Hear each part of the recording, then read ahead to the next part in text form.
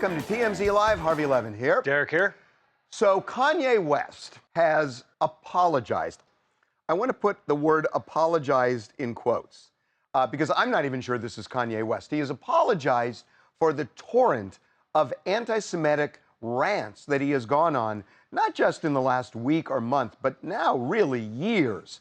Apologized in a way a lot of people not only don't believe is authentic, but a lot of people think these aren't even his words. So here are the words. He actually did it in Hebrew. That's right, and that's a key point of all this. But what it translates to is, I sincerely apologize to the Jewish community for any unintended outbursts caused by my words or actions. It was not my intention to hurt or disrespect, and I deeply regret any pain I may have caused. I am committed to starting with myself and learning from this experience to ensure greater sensitivity and understanding in the future.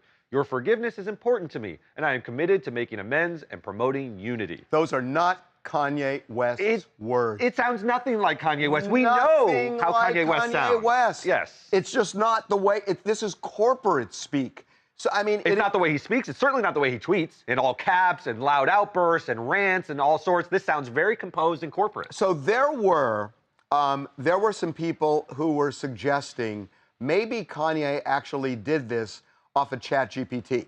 So we have decided to do our own little experiment. And we typed in some questions about how would I do an apology and whatnot. And this is a detector that says that statement, word for word, has an 85% chance of being AI generated. And this is a huge probability. So you can just look at the words he said, know how Kanye speaks, put it in this detector, because now they have these detectors to see whether these apologies are actually coming from the humans that say they're saying them. And this says it's 85% chance it's AI. But that's okay, right? We all use AI in this day and age to say things that we want to say. I'm not putting aside for a second whether we believe it's his words, whether we believe he means them. All that aside, there's lots of things done with AI, with AI's help. If you want to come up with a really compelling apology, one of the helpful utilities of AI is to help you come up with that. Well, that may be true, and that may well be true.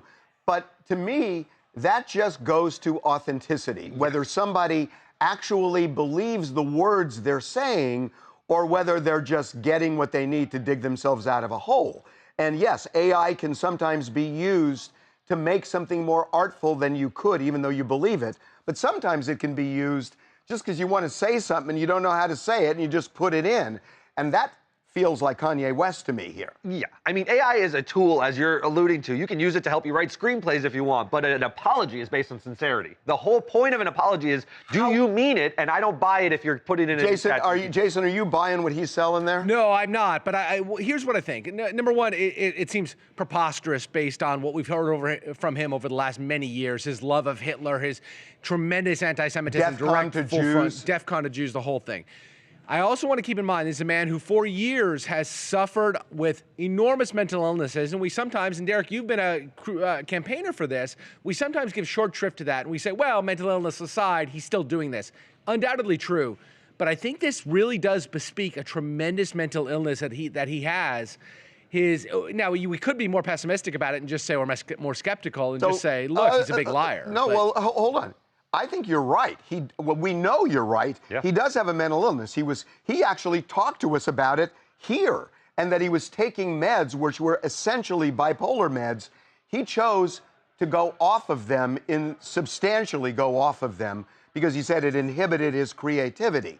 So at a point, I mean, if you keep saying mental illness, it's mental illness, it's mental illness, if he's choosing to make these particular statements and they're consistent over a period of time, can't you be mentally ill and still be anti-Semitic? Yeah. Look, I think at some point we have to accept it as his worldview, right? I mean, this is a guy who's not made one misstep. It's his considered worldview, and he's let us know that. Can't post one comment in Hebrew, and as a matter of fact, the fact that he put it in Hebrew is insulting. Is insulting. Makes it feel like a troll. It is totally insulting that he did this in Hebrew. Okay, well, let's bring somebody in who has skin in the game, who knows something about this. Peter Rosenberg from Hot 97. He is a DJ who has been called out by Kanye West in the past, and he is joining us again right now. Peter, welcome back to TMZ Live. Hey, guys. Happy holidays. Thanks for having me. Happy holidays to you. Your reaction to Kanye's apology? I thought I wonder what the sample is that Kanye needs to try to clear before Friday. Because we all know Kanye notoriously is late with handling album stuff. And I just wonder whether there was something getting held up and someone said, hey, this sample does not get cleared if he does not issue an apology. And like you guys said, he just goes on ChatGPT and boom, we get a quote apology. You buying it? No, of course not. Absolutely not. No part of me believes this apology. I totally agree, by the way, that the Hebrew part was like so either intentionally or unintentionally offensive, as if like American Jews can just read Hebrew without vowels. Like, bro, it's just another offensive thing here. Nah, I don't even think it wasn't even one thing we know about Kanye. He's many things. Inauthentic is not one of them. And that comment was so inauthentic that it lets you know it couldn't actually be from him. So, Peter, you're not buying it. We didn't buy it either. My question is, will this be effective? He wants to release music. He's got music on tap. It was delayed in some way, maybe for these sampling reasons.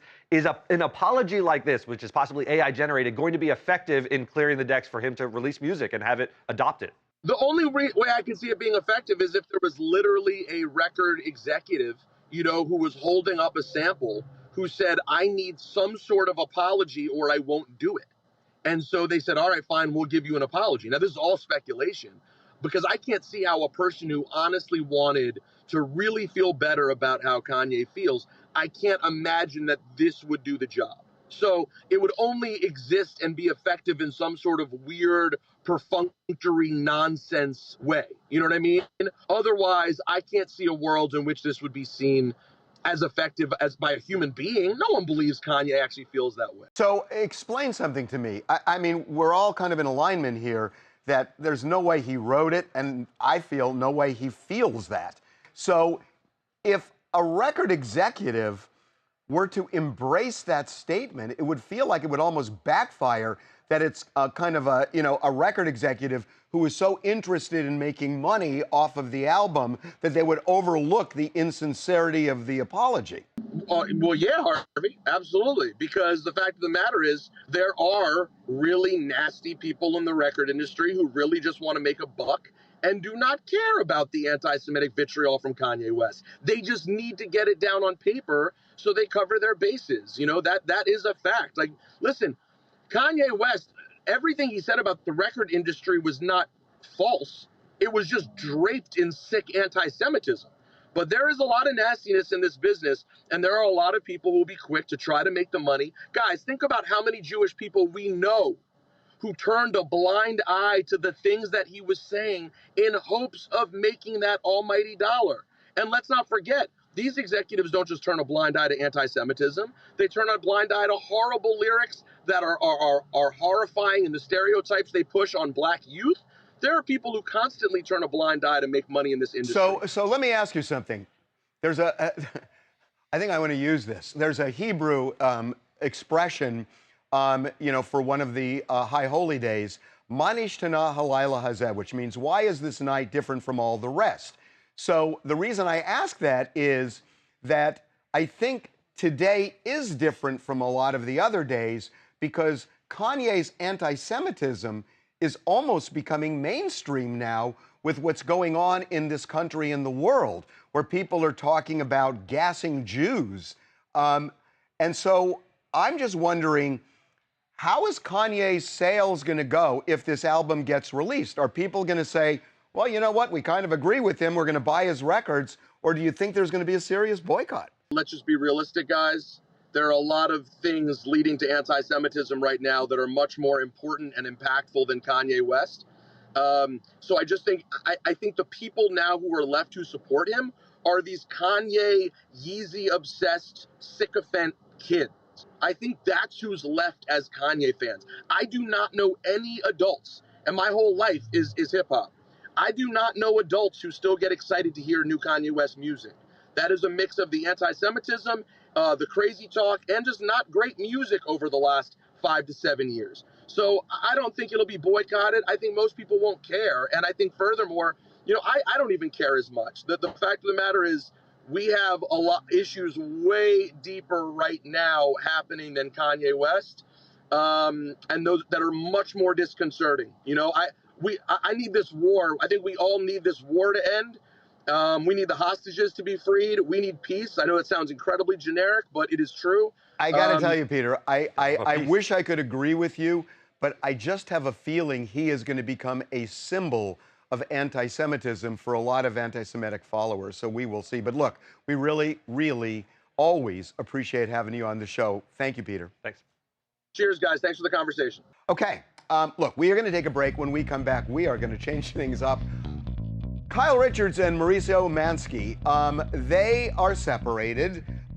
She is spending a lot of time with a friend of hers. He is spending time with women on ski slopes in towels and shirtless in bars, he is. But somehow they came together as well on Christmas. So speaking of authenticity, what the heck is going on here? Welcome back to TMZ Live. Harvey and Derek here. So we have followed the trials and tribulations of Mauricio Umansky and Kyle Richards. They have separated. We know that. They've talked about it. They said they have never even used the word divorce. They don't know whether they will or won't get divorced. Don't know whether they will or won't stay married. They love each other. All that. So now we're trying to figure out if they are still giving it a chance. How did Mauricio end up at a bar like this in Aspen, Colorado? Check out this video because this is insane. That is Mauricio in the green pants, shirtless, dancing, spraying champagne, and he's 54. It's unbelievable. This is a man in his mid-50s. He's spraying around champagne like a 20-year-old. He's there with Anita, a singer, and a YouTube influencer. He seems to be grasping at youth here. This looks to me like a man who just has been cooped up for too long. All I could say is, if I did that and came back to the office, I would be annihilated. Relentless, Harvey. You would hear about it deep into the new year, probably till June. So he sure looks like he's having fun. And again, this is Aspen, and they're all there. Kyle's there, the kids are there, he's there.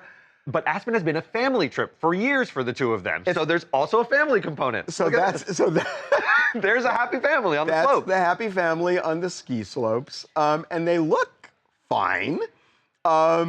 And then there's some interesting video. So if you look, there is Kyle holding the coffee. Mauricio's there with skis to the left, and he's kind of walking away, not really interacting. And again, you can't tell much from a video. I mean, that just may be a moment in time. But it's a tale of two trips. Where is this going? I don't know. I mean, assuming they're doing part of this for the children that they have together, because we got these pictures of them out to dinner on Saturday night. They were at a high-end sushi restaurant, also in Aspen. Kyle and Mauricio are sitting next to each other. Can I stop you? Is there such a thing as a low-end sushi restaurant in Aspen? Probably not. But you know what I was thinking? I'm kind of getting like the Kim Croy vibe. I mean, minus the violence. It's kind of different, but it's like that's a big part of the Kim Croy vibe, though. Let's pull the plug. The marriage is over. Let's file for divorce and move on. Come on, guys. I mean, how long are we going to wonder if they're separated, if they're going to get back together? I feel like we've been talking about this almost as long as we've been talking about Kim and Croy. Brendan, I agree with you, but the question is, why is this getting dragged out the way it is? Because it's been months and months and months. I mean, it seems they're trying to make it work. I mean, that's what we've been told. Are they? That's what we've been told. I know we've been told that. But they are living separate lives. Yeah, I mean, I don't know. I think part of it is the fact that, you know, her season of Beverly Hills Housewives is airing. He's got a new season of his show on Netflix coming out. So it definitely is drumming up publicity. I mean, we're talking about it every single day. They were pissed when somebody suggested they were doing this for publicity, remember? Yes, I do. But I mean, I think that there is a part of this is publicity. I guess the question, though, is how long do they keep the marriage going? And I don't know the answer. Maybe they don't even know the answer. But they've got history and love that keeps them from separating. And I think they're kind of in a crisis. And the Magnum bottle of Vouv is a coping mechanism? I think the Magnum bottle of booze is the part where he says, I've been married for 27 years. I've raised a family. I've been a good husband. I need freedom. Yeah. I it's mean, the most relatable part of the whole story I've seen. Hey, I'm Mr. Marcus White. I'm calling in from New York, and I love that Kyle and Mauricio actually spent Christmas together. It shows that they obviously are doing this for the kids, and like Harvey said, like they've been doing this for so many years in the past. So I do like the fact that they did the Christmas together. But like to answer your question though, why are they like prolonging this divorce or this separation thing? I think that honestly they've been married for 27 years, and I think that honestly that they just probably decided, hey, let's just do our own thing. We see Kyle on Beverly Hills Housewives getting tattoos every other episode with her friend Morgan Wade. And then we see Mauricio in that video just partying like a 20-year-old. I feel like they both are liberated right now, that they're separated, and they probably just have to find themselves. I got to say, when you mentioned the tattoos, I think you're right that if this separation drags on, she's going to end up looking like Travis Barker. She's going to have a full sleeve. Get divorced. Okay, so the relationship between Taylor Swift and Travis Kelce has both hit a hiccup and a hickey. The hiccup is that the Chiefs not only lost, but Travis played a terrible game, and so did Patrick Mahomes. The hickey is on his neck. And we don't know for sure, but what's that? Come on, man. That is unmistakable. That's a love bite. I don't care what you say. That is a hickey on his neck. You can sustain injuries. You know, the pads can hit you and you can leave a mark. But this is a guy who's in love. They're in the honeymoon phase. And he got a little hickey and he brought it onto the field and he stunk up the joint. That's the key. He stunk and he's not looking good for the past few weeks. Are they going to turn? Some of the fans are turning right now. And there's even this little bit of a rumbling. It's not, and I'm not suggesting it, but there are some fans that are saying she's the Yoko Ono of the Chiefs. And they're saying it just because at the beginning she was, they were winning every time she showed up, and now they're losing. And he played a lousy game. But this is ridiculous, you guys. He has one bad game, and it's like, oh, the Taylor Swift curse. Well, she was there in the beginning at his games for so many games, and he was crushing it. So it has nothing to do with her. No. They lost 3, I believe, when she was there. I think in the very beginning, he won like the first 3 games. No, the first 2 games, I think. Okay, first 2 games. But then he won. No, but that was before her influence, before she'd sunk her claws, and now he looks sluggish. No, he looks happy. No. You know what it was before? It was before the NFL bought it hook, line, and sinker. That's true. Well, the NFL bought it hook, line, and sinker, and then all of a sudden they started losing because they were drinking the Kool-Aid, and now people are saying, well, the team's off track because they've diverted their attention. Charlie, she's derailing his career. I hate to break it to you. Doesn't matter if he's off track with football. Guess who's on track? Both of them, because their relationship right now is soaring. The parents, well, the dads, finally met over the break. They're getting engaged. And yeah, it seems like everything's like moving pretty fast. If they haven't already, I think they're getting engaged. I don't know, but I think. Hi, my name is Nick from Toronto, Ontario, Canada, and I don't believe that's a hickey because I think before the game started he had nothing. It's a contact sport. He could have got hit by a hand or a finger, but just like in sports, everyone's superstitious. When things go right, they'll look for positive, and if things go wrong, and I guess T Swift is being the scapegoat. Yeah, that's funny you say that because people did jump on her as a good luck charm when they were winning the first couple of games. So it's kind of like the facts of life. If she starts forgetting lyrics on stage, though, then both of their careers have detoured. They may not be good for each other. Okay, we got to take a break. When we come back, Tiffany Haddish, she's great. I mean, I really, really like Tiffany. You know what happened to her a month or so ago? She got a DUI, and she's been charged with that. Well, she, during this pending case, had a stand-up act over the weekend, a set, and she kind of made fun of it. Welcome back to TMZ Live. Tiffany Haddish spent part of her Christmas holiday at the Laugh Factory. They do a lot of really good things there, by the way. They feed the homeless. It's an annual thing, and it's wonderful. But she performed as well, and she made light of her DUI arrest, which was just weeks ago, where she was arrested in Beverly Hills. She wasn't even driving. She was kind of slumped over the wheel. Mm-hmm. So she has been charged with DUI, and it's complicated, and we're going to get into why it is and why what you're about to see could complicate it even further. You ain't lived till you got arrested in Beverly Hills, okay? Hey, it's beautiful over there. I've been in quite a few jails, but that job was nice. It's so clean. The food, I didn't eat. I was fasting. I had already ate 4 times. I was serving food all day Thanksgiving. I had already ate 4 times, so I didn't need nothing to eat. But they did offer me juice and stuff. I was like, oh, this is so nice. And then my cycle had started while I was in there. That's when you know the day bad. You like that? I'm bleeding in the jail. Okay, cool. But they had the best maxi pads. I've never seen a pad so big. It went from the top of my belly button to the top crack of my head. So here's the complication here. So Tiffany, you heard, I mean, she made jokes about it's vintage DUI. Tiffany. Yeah. Right. The problem is this. She has been charged with DUI in California and most states. People who get their first DUI typically get probation. Not always, but typically they'll get probation. They'll get a license suspension sometimes, but not jail time. If there is a second DUI within a period of time, there is a mandatory jail sentence in California of 4 days, 96 hours behind bars, mandatory. Tiffany has a second DUI that she got last year in Georgia. That's right. And the question, will a judge look at the Georgia case and say, that's your second DUI, we're going to give you mandatory jail? And the reason I raise it is a lot of lawyers say, just don't say anything because this can get dicey. That's right. You're in the judge's hands, and judges, particularly for your second offense, they want to see some contrition. And she's up on stage dressed as Mrs. Claus, joking about how nice the Beverly Hills jail system is. It's not really looking contrite. It's not looking like you've learned your lesson, and they'll look for a way to say that second offense should mean you get your mandatory 4 days to learn your lesson. But first of all, this was a benefit for people in need. And second off, isn't that what comedians do? They take things that happen in their real life, they kind of make light of them. She's performing for people. You really think this can be held against her in court? I don't see how. Well, no, you're right. I mean, look, that doesn't mean she's not taking it seriously. But Devin, you know, right after the DUI, she said, look, I'm going to go get some help. This is never going to happen again. And judges do care about the way a defendant reacts to the charge.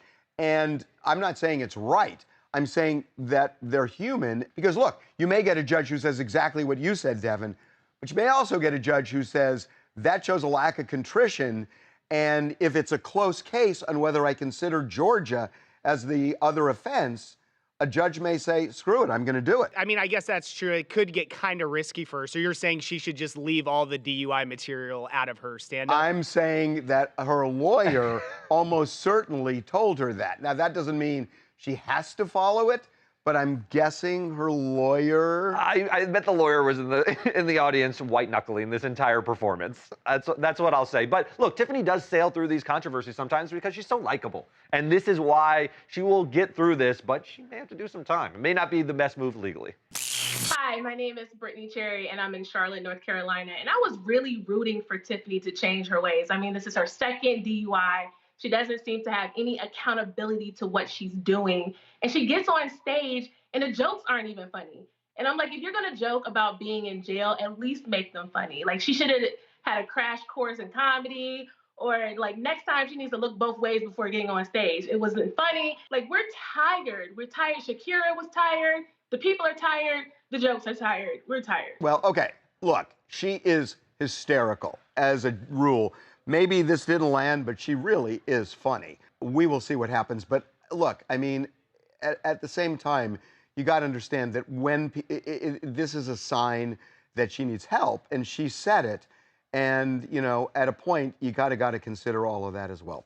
Okay, taking a break. When we come back, there is a Mount Rushmore of rap. You know, who should be on Mount Rushmore? There are some people who say Eminem should absolutely be disqualified from that because he's white. Welcome back to TMZ Live. Harvey and Derek here. So Eminem is one of the most successful rappers in the last 50 years for sure. And now the question, where is he in the pantheon of rappers? Is he number 1, number 7, number 20? Well, there is somebody, a very famous person. His name is Dr. Umar Johnson, a psychologist, a self-proclaimed black supremacist, who says, ain't no place for Eminem on the Mount Rushmore of rappers because of his skin color. and he talked about it on Joe Budden's podcast.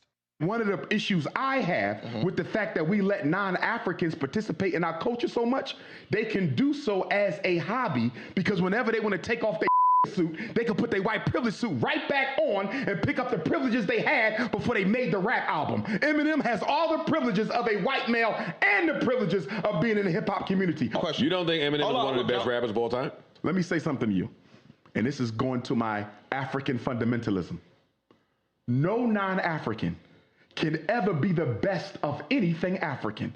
It is an insult to the ancestors, it is an insult to the race, and it is an insult to every black person. For you to put him at the top, that's white supremacy, bro. That's white supremacy. Ain't no non-African can be the best anything in my race. Just like I can't be in theirs, and that's the way it should be. Guys, if Dr. Umar was paying attention to the Hip Hop 50 celebrations, he would know that Jay-Z was unanimously crowned by plenty of people as the best rapper. So there was no need to jump out the window for this erroneous rant about race. You know, Eminem has addressed his race several times in his music.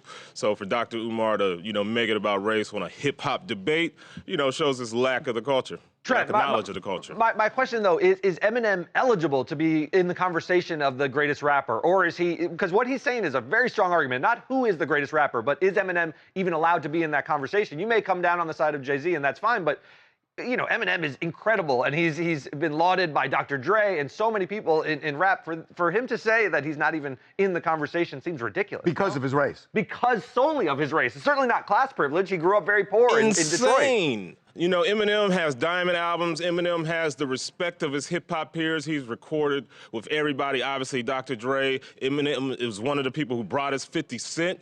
So Eminem's contributions to the hip-hop community cannot be negated, no matter what side of the coin he flips on, race. And as far as like Dr. Umar talking about the schools, Eminem is known to donate to Detroit and Michigan causes, which benefit black and white people. So, Trent, I know he has a big following, Umar Johnson. Are there a lot of people who support what he's saying, or is he kind of an outlier here? Well, Eminem does have a big fan base, a big popularity because of he's white. So Eminem does have haters. So, yeah, there are people aligning with Dr. Umar's point of view in this. But, again, I think it's a slanted conversation.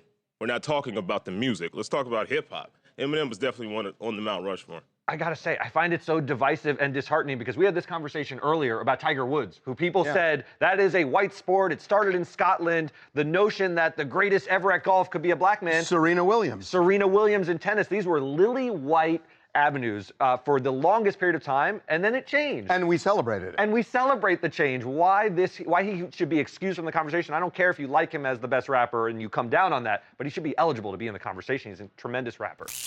What's up, gents? This is Chris down in Florida. Listen, I'm from New York, born and raised, the birthplace of hip hop. I'm gonna tell you right now, sometimes I agree with Dr. Umar, but in this instance, hip hop is an art form. So yes, Eminem shouldn't necessarily be the face of hip hop, but it also comes down to having skills as a lyricist. And nobody's going to sit there tonight. You can't even give me 10 rappers lyrically who are better than Eminem. He even went on the song Till I Collapse with Nate Dogg. If you listen to one of the parts in the verse, he names 8 other rappers who are better than him that are his influence, and they're all black. And every single one of those rappers have given him his flowers. So Umar definitely jumped out the window on this one. It's like Eminem definitely deserves to be in the conversation as far as one of the greatest lyricists of all time, if not top 5 for sure, because you really can't name other rappers who are lyrically better than him. You know what I would like to do? I would like to set up a Mount Rushmore theme park, and you just have mountains with 4 people for music and acting and everything else, and everybody just kind of walks around. No, that person shouldn't be there. That person shouldn't be there. What about that You're person? the only guy who wants to start a theme park to start a riot. I love it. Okay, I'm really confused about this. So a week ago, we told you it looked like Cardi B and Offset were done, that she is not even so much angry as much as over Offset, and she's made that so clear. And the two of them haven't been together, haven't been seen together. It felt like it was over and out, and now this. So this is them during Christmas, and they are a family, at least there. So the question, are they doing it for the kids? Are they still together? Not together? It's hard to make sense of this. I mean, it looks almost like a reconciliation, but the pain you heard in her voice, if you juxtapose that audio where she went on live and was just sort of broken and over it with what she's doing with Culture and Wave, their 2 young kids. Unless they're doing it for the kids. Yes, in one sense it's admirable. That's exactly what they're doing it for. As hard as she was and as mad as she was in that video, Cardi is also just as passionate about making sure her kids are happy. So that means if that means she has to sit and kiki with her estranged husband for Christmas, she's going to do that. As you can see, Culture had her own Christmas tree. Wave had his own tree. Like, she wants to make sure that the things for the kids are all set and normal. The kids didn't ask to be here, so they shouldn't be engulfed in mom and dad's drama. It's very easy for them to co-parent and just put things, behind them for the kids. I will say, if I was an extended family member, though, I feel like those are the people that were awkward. Can you, like, imagine having to walk around the house during Christmas and like, there's just this, like, elephant in the room of Cardi and Offset beeping that hard and cut the ham? That's a lot. Hey, this is Latrell from Atlanta. Offset and Cardi B's relationship has been inconsistent over the years, but at the end of the day, they have a beautiful family. I'm hoping that they can reconcile, and if Cardi B can show this vulnerability and address these issues on her next album next year, that can probably help out, but I'm hoping that they can get it together for the sake of their family. We don't know.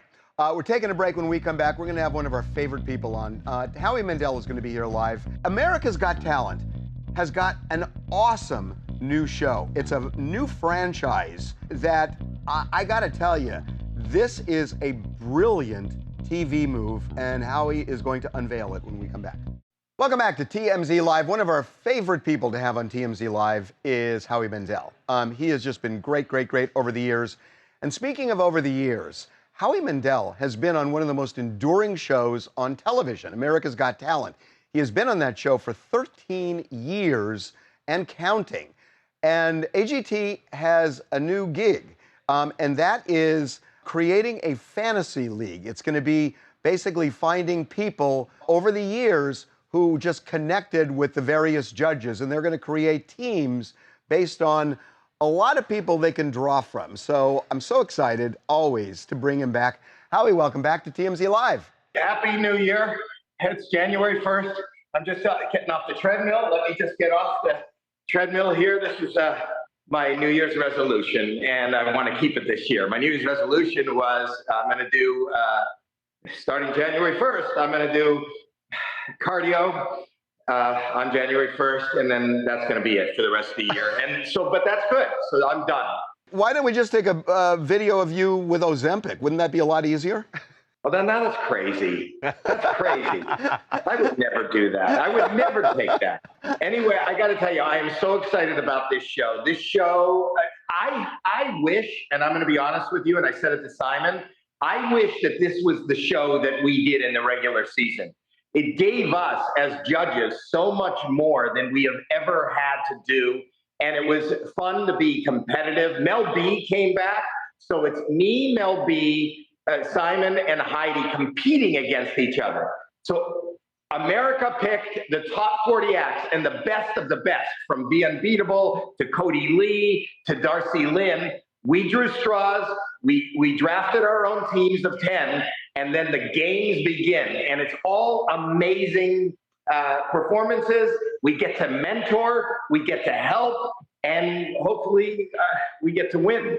So you're taking people that could go back like 13 years. A lot of them have had careers since then. Are you allowed to pick somebody who's actually created a career off of what they did on AGT? I think just about everybody you will see has created a career and doesn't need to do this. But the reason that they are winners and runner-ups and such fan favorites is because they have that competitive force.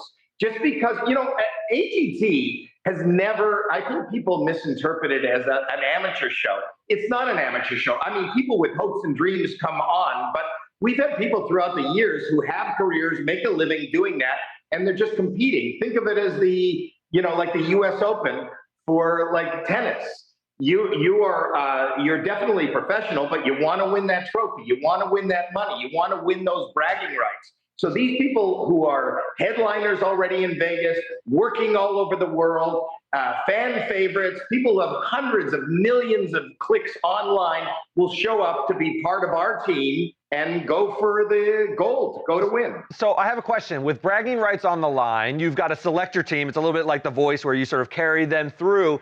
Who are you excited about beating in this? Like, do you want to beat Mel B? Who would be the most satisfying? Simon or Heidi? Everyone. I want to win. And each of us is equally as competitive. I don't care. I will take anybody down. There's nobody that I will spare. I will take Simon down. I will take Mel B down. I'll take Heidi down. I just want to win. And I don't think that my feeling is any different than any of theirs. We are all in it to win it. I love that. So what is the strategy? Do you want some singers? Do you want some jugglers? Like what type of talent are you looking for? Or are you just taking the best off the board to keep it from going to Simon or something? Yeah, we will start the game with, there are 40 acts because there are, and each of us get 10. We will draw straws.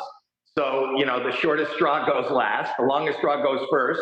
And ultimately, we're looking at that board and each time going for what we think is the winning act. So first choice will be the best act that is, in your mind, available. I got to tell you, there are a lot of shows that will try something because they've been on for a while, and sometimes it's hokey. This is great. This is a really smart idea. We all said it. I'm not just saying it to promote it, not because I'm here on TMZ. I loved, and I think that I speak for everybody, we love this even more than the regular show. This added another element of excitement, another element of competition. And the fact is, there are no such thing as fails in as far as, an act goes on. These are world-class acts. Every act after act after act is a jaw-dropping moment. So this is don't miss TV. Okay, I got to ask you something. You posted a picture of you and Meghan Markle back in the day when you hosted Deal No Deal. I'm wondering, do you think she's going to go back into acting? She did that coffee commercial where she's in the background. Suits has been huge. Suits is huge now. I do think that we will see, if it's not this year, it's next year. I don't know her. I don't talk to her. I mean, that picture that I posted is just, it was a Christmas party where she said, "Please, Howie, give me a lap dance." But I don't really know her, but I would think, if I was a guessing or betting man, that we will see more of her in traditional entertainment scripted television. I agree. Hey, is that a pandemic, Jim? Yeah, I got into amazing shape. I got into the best shape I've ever been in during the pandemic. It's great. You look the best when you can't see anybody in person. No, that's true. What a waste, right? And a special shout out to Tiffany Haddish. I had a blowout New Year's Eve party last night, and she was my designated driver. So thank you, Tiffany. Oh my God, Howie! Glad to see you home safe and sound. Too soon? Right on time. Right on time. You're right on time. Okay. Howie, listen. Nothing but the best to you. Happy New Year to you. It's the first time I said that. Yeah. And your shows, honestly, your show sounds awesome. Can't wait to see it. And then right after the finale, Deal or No Deal Island, I produced. We'll talk about that. I'll come back on. You got a deal. You got a deal. Thank you, Howie. Thanks, Howie. Bye-bye. Taking a break. When we come back, Ariana Grande. Remember we told you she hooked up with Ethan Slater back in England? Well, that relationship seems very serious now, and increasingly serious, and we got some pictures to prove it.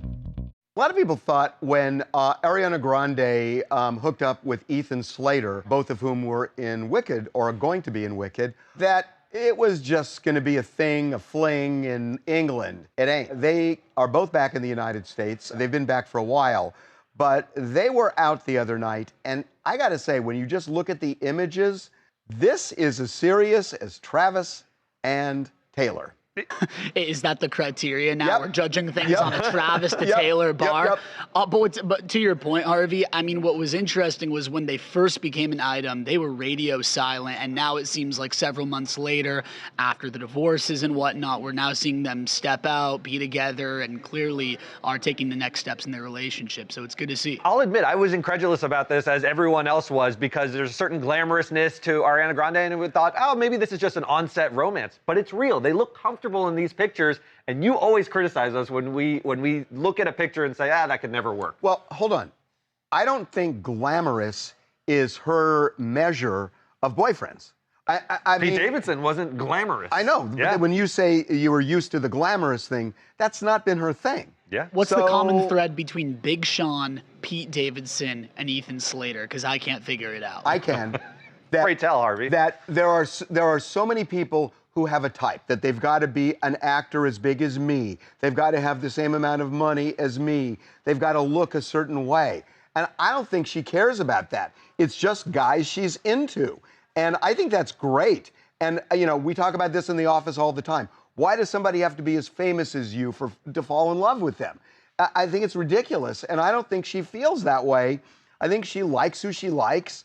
And it doesn't matter all these measures that everybody else You've has. convinced me. It's sort of refreshing that she's following her heart and her taste wherever they lead her, and she doesn't care about appearances, and they like each other. Hi, my name's Camilla from Ontario, Canada, and I think Ariana Grande and SpongeBob need to be together for a very, very, very long time in order to kind of combat all the stuff that's happened. I mean, I can't really say she looks happy off like pictures and some videos because, you know, we don't really know these people. I don't know this person personally, but I just think that after everything that's been going on, they have to be happily married in about like a year and a half. God, you're getting them married in a rocking chair already, my Got them hitched under the sea. Oh, okay. What else do you guys want to talk about? Hi, my name is Imani Gregory. I'm calling from East Orange, New Jersey, and I am chiming in on the Travis and Taylor situation. I think that they're a cute couple. I think that people should let them rock. Whether they get married or not is up to them. Let them live. Let them vibe a little bit. Okay, one more. Hi, Letitia from Dallas. And Kanye West, we the people are tired. We're so tired of your behavior. We're so tired of your rant. And what I think you should do is if you're going to apologize in public, then you should do it the same way. Suppose he does what you say. Are you going to believe it? No, because a true apology is change behavior. And until that happens, we'll be waiting. I think you're going to be waiting a long time. Okay, taking a break. When we come back, Kourtney Kardashian is unveiling something for Christmas. That would be her kid and also her body. We will get into both when we come back. So Kourtney Kardashian has kind of been very private since giving birth to Rocky, but she has now broken that silence, and she has posted pictures of her baby. This is Rocky, and you only see his head there, but Travis, there's a better picture of the baby there. Still, you don't see the kid's face. Why is it that people are not just showing their babies anymore? I don't get it. I mean, it's why, like, see a little finger, you see a head. The back of that baby's head is clearly not going to be as attractive as his cute little face. So just show us. But it's a show thing. us Rocky. This is clearly a thing now. Somebody like Skype in this week and explain that to us. We'll see you tomorrow.